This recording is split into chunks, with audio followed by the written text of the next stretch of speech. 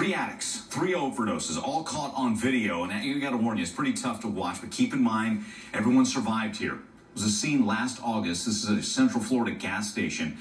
Three different people using drugs laced with fentanyl. Again, a drug 100 times more powerful than morphine, and often added to heroin in a deadly mix. Watch and listen as police arrive on the scene and administer the overdose antidote, Narcan.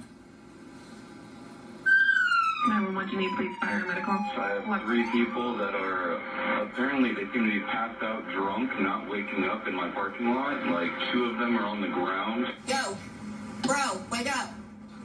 Hey, county deployment. One on him, two on that guy. Wake up. Come on, bud. Come on, there you go. Wake up, wake up. Roll over. Again, disturbing scenes, but all three survived. Let's bring in Dr. Daniel Bober, psychiatrist and certified addiction medicine physician. First off, what's your reaction when you see that? Well, you know, Mike, it's everyday life in America. There's 130 overdose deaths every day, so this is a scene that plays out time and time again. And if you look at the first responders in that video, they're really putting their life on the line. Police officers, paramedics, and firefighters, because even coming into contact with this drug could cause them to stop breathing. So they're really true heroes in this video. Wow. Man, that sums it up, the danger in all of this. Here's another shocking element. The Narcan used, the amount needed, I think they had to use 3 doses. Listen to the sheriff talk about that. We'll get your take coming out, Doctor. Typically, when we administer the Narcan, you get that deep breath.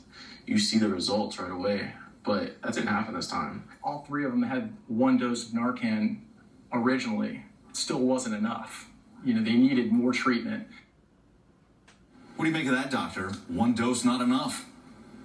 So it's interesting. Between 2012 and 2016, there was a 25% increase in the amount of overdose victims who needed more than 1 dose of Narcan. And the reason is that the Narcan is an opioid blocker that competes for the same site on the receptor than the opioids do. And so as a result, if the opioid effect lasts longer than the effect of the Narcan can wear off fairly quickly and you require multiple doses. And the reason that we're seeing this is because of the addition of fentanyl in drugs like heroin.